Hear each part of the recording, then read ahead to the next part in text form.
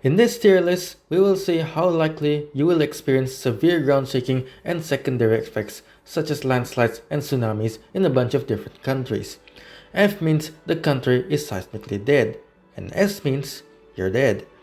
If a country is pretty big and has certain parts with high and low earthquake risks, the country will rank higher if more of its territory and population is in the high risk area. Also, the country's earthquake preparedness won't affect scoring. That's for another video. In F tier, we have Singapore. Yes, it's dead when you don't even have a Wikipedia page listing the earthquakes that happened there. The closest earthquake to Singapore was a magnitude 3.8 that occurred over 100 kilometers west of the country, at least according to the USGS catalog. Now, occasionally, large earthquakes in neighboring Indonesia can be felt there, but they only cause weak shaking. Tsunamis don't reach Singapore because it would get blocked by Sumatra and Malaysia.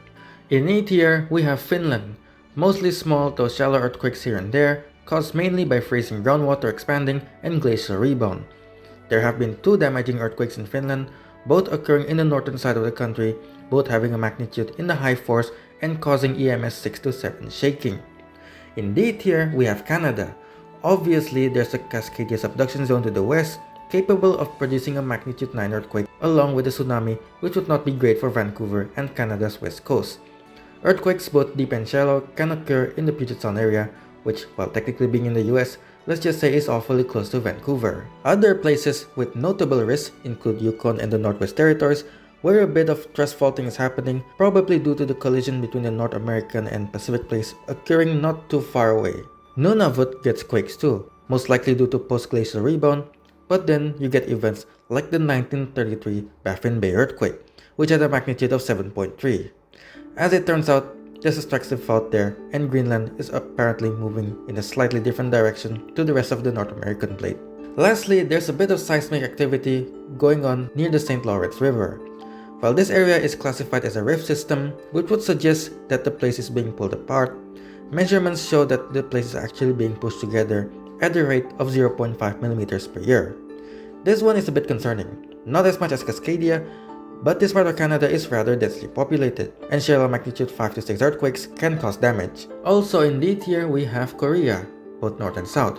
While the Korean peninsula is relatively far from any plate boundaries, the peninsula is being compressed slightly, suggested by the fact that most earthquakes here are either caused by reverse or strike-slip faulting. The southeastern tip of the peninsula had the deadliest quake in the peninsula's history.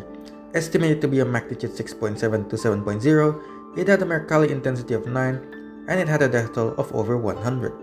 More recently, the 2016 Gyeongju and the 2017 Pohang earthquakes, while relatively small, both being in the magnitude 5 range, were pretty shallow and caused some damage. A geothermal power plant nearby might have caused the quake, as those things work by pumping water deep underground in order to heat it, and as it turns out, water can also act as a lubricant to fault lines. Meanwhile, in the north, a 6.4 earthquake struck quite close to Pyongyang, and of course they also have earthquakes from nuclear explosions in the northeast. Earthquakes from more distant sources, like China and Japan, can sometimes be felt here as well.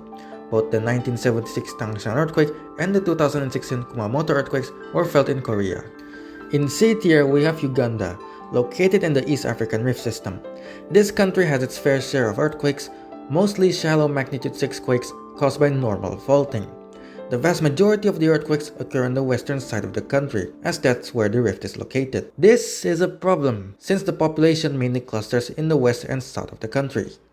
The only secondary effects I can confirm happened in Uganda are landslides. But one must ask, if a sufficiently sized normal faulting event happened in one of Uganda's lakes, most likely either Lake Edward or Lake Albert, it might cause a tsunami. That's my guess at least. In C tier, we have the United States of America. Honestly, if we split up this country into individual states, some might reach A or even S tier.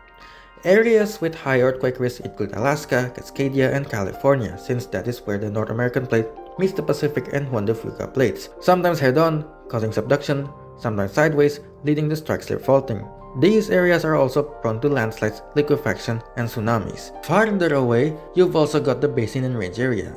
Despite being further away from plate boundaries, it is currently experiencing extension, and historically, there have been some earthquakes here in the magnitude 5 to 7 range, mainly near Salt Lake, Utah, Montana, and Idaho. There's also the famous New Madrid seismic zone, located between Memphis and St. Louis, that made several magnitude 7 plus earthquakes in 1811 to 1812 that were felt in places as far away as Boston. The crust in the eastern United States is thicker, and it has less cracks and faults in it, which makes it much better at transferring seismic energy. Now, how about the south, or the northeast, or Hawaii? Yes, even they have earthquakes, though they tend to be on the smaller side. In the south, the largest I could find was a 5.8 in Oklahoma back in 2016. Upstate New York once got a 5.8 with the epicenter near the Canadian border. It was felt both in New York and Toronto. Hawaii also gets earthquakes, mainly in the Big Island, since Mauna Loa is so massive it actually bends the crust. Honestly, this is borderline B tier. Speaking of which, in B tier, we have Mexico.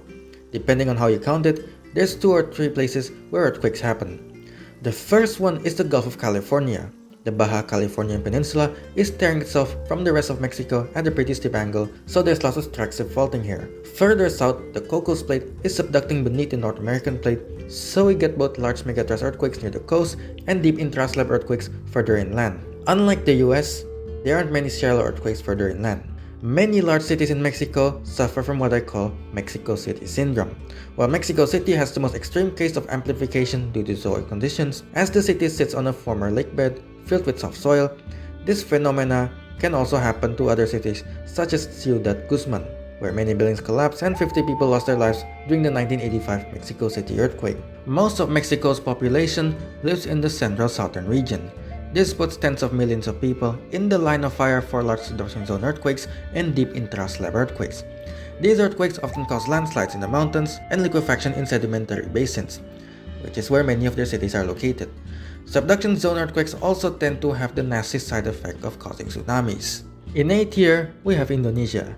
All major Indonesian islands, with the exception of Kalimantan, are prone to earthquakes as the country is the meeting point of 4 tectonic plates. Of course, in reality, things get a bit more complicated than that. While the western half of Indonesia sits on the Eurasian/Sunda plate and has earthquakes limited to a narrow band near the plate boundary, eastern Indonesia is a mess and the tectonic plates there have basically shattered into a bunch of smaller microplates. That's the reason why Sulawesi is shaped so weird. Indonesia has every kind of earthquake imaginable. Large subduction zone earthquakes? Check. You will find them in the west coast of Sumatra and the south coast of Java, Bali, and Lombok. The 2004 Indian Ocean earthquake and tsunami is the most famous one and produced a tsunami with a 51-meter high runoff. Large strike-slip earthquakes? Check. Sulawesi had one not too long ago, and it made the ground pull 1.5 Gs. The ground also proceeded to turn into soup, completely erasing 2 neighborhoods in probably one of the worst liquefaction events in the world. Deep earthquakes?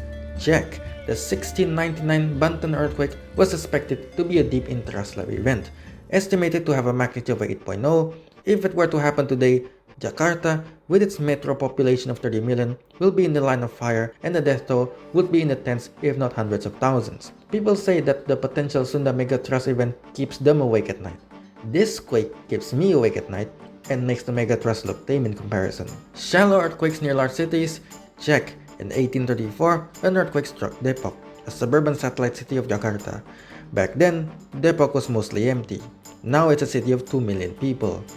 Every part of Indonesia has the potential to be seismically cooked, with the exception of Kalimantan Island, and even they have some risk in the eastern side of the island. In S tier, we have China. At first glance, it seems that the high-risk areas are the south and the west, since that's where the Eurasian plate and the Indian plate are currently having their 55 million-year-old car crash. But looks can be deceiving, because the list of earthquakes in China Wikipedia, along with the USGS catalog, paints a more concerning list. Nowhere is safe. Beijing, they had the 1976 Tangshan earthquake, which leveled the city of Tangshan and caused quite a lot of damage in Beijing. Hainan, they had the 1605 Guangdong earthquake, which registered in at the magnitude 7.5. Hong Kong, they had the magnitude 7.2 Shantou earthquake in 1918 that caused Mercalli intensity 7 shaking in Hong Kong and much higher near the epicenter.